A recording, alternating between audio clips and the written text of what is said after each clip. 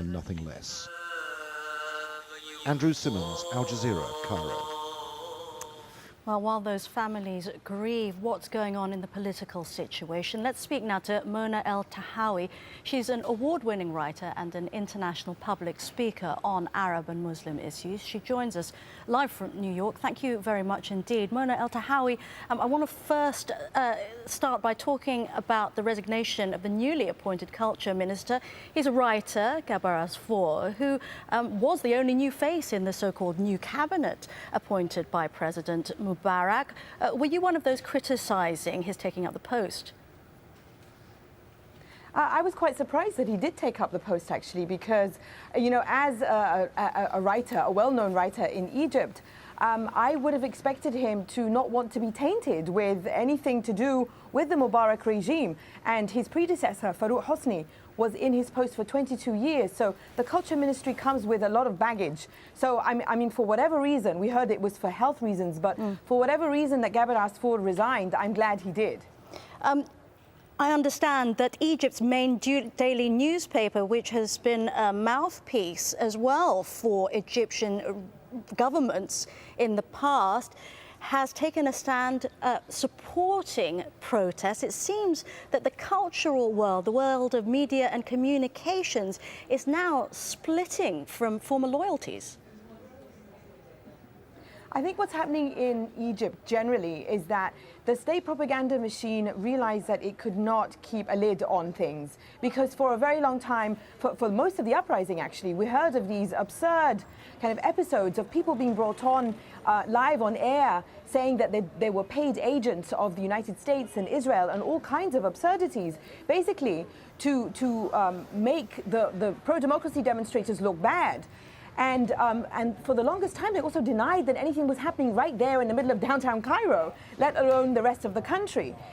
So once you began to hear of defections, we heard of Shahira Amin, a famous Nile TV anchorwoman, veteran anchorwoman there. Once she left and people began to realize that you could not keep this door closed, I think some people must have realized that, you know, we've better start reporting some of the truth that's happening there, because people just simply don't believe it anymore.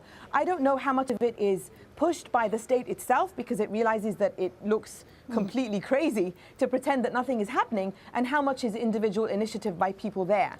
And I wonder what the impact of this kind of development has been in America on policymakers. As an Egyptian living in America, what's it like for you seeing the Obama administration, at least in terms of rhetoric, it seems increasing the pressure on the Mubarak government? Well, I mean, to be honest with you, I don't really know where the Obama administration stands. I mean, they've been acting like a yo-yo. They started off, you know, quite trying to be neutral in a situation that deserved anything but neutrality. And then they seem to be moving further and further towards the pro-democracy demonstrators and saying things like, we want a smooth transition of power now. But then over the weekend, we heard Secretary Clinton talk about stable transition. She was beginning to use the language of the Mubarak regime again, especially the vice president appointed by Mubarak, Omar Suleiman, who now is using this very kind of threatening language about what could happen because the armed forces could intervene, you know, kind of conveniently neglecting the fact that he is armed forces, Mubarak is armed forces, the prime minister is armed forces. So it's a farce, it's bizarre. And the US administration, as long as it does not continue this consistent line, then the Mubarak regime is going to know that, you know, it basically can do anything. I'm not demanding that the US administration go in and rescue revolutionaries in Egypt. They're doing a great job.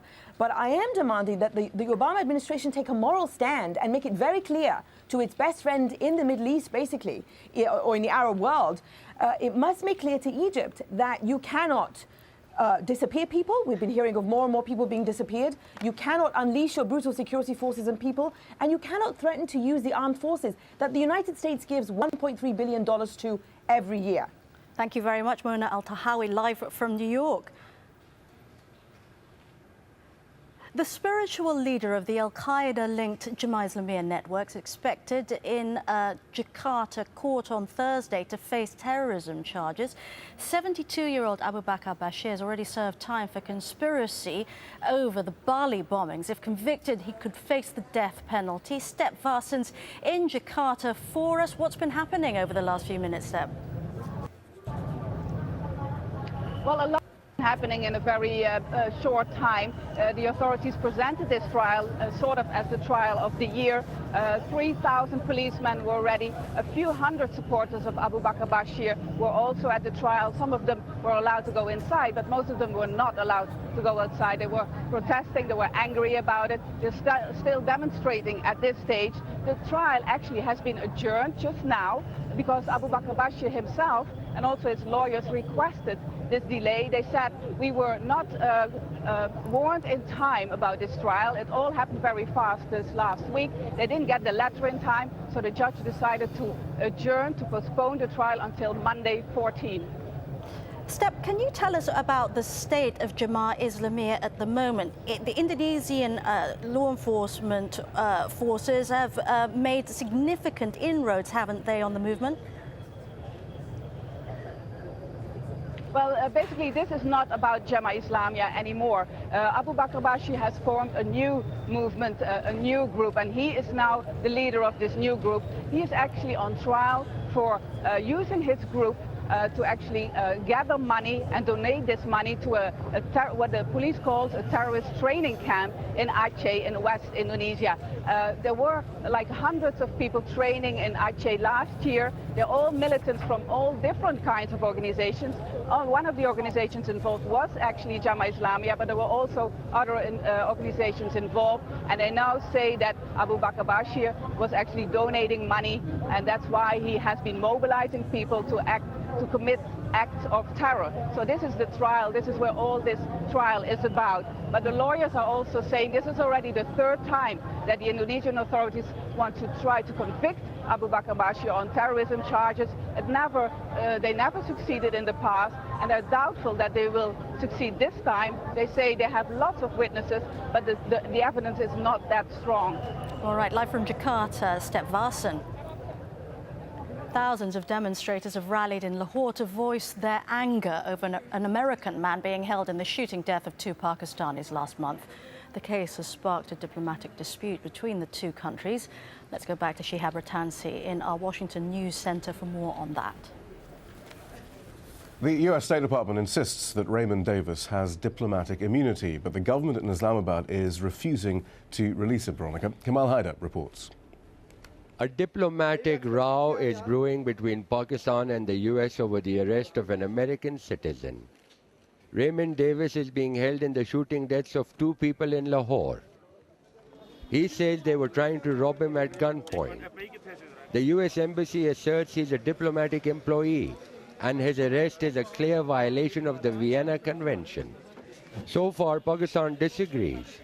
Davis has already appeared in court and his case continues. This US diplomat gunned down 2 innocent civilians in broad daylight. We want to inquire what he was doing on the streets of Lahore with a pistol and all alone.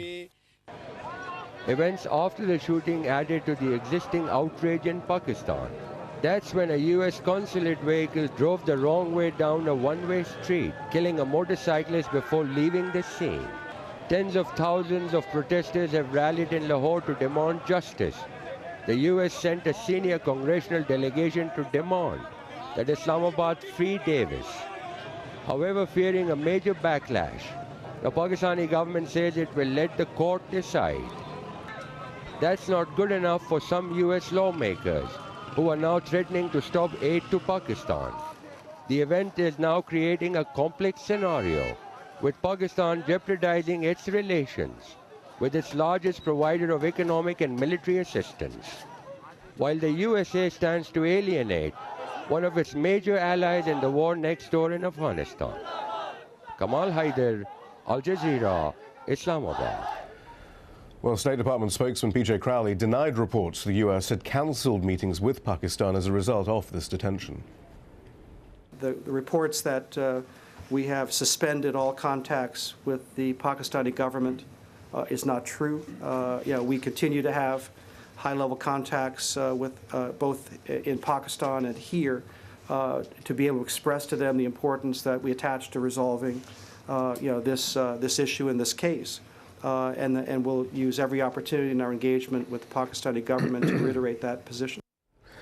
Well, Moeed Yusuf joins us now. He's the South Asia advisor at the United States Institute of Peace. First of all, can you see a way out of this little spat at the moment?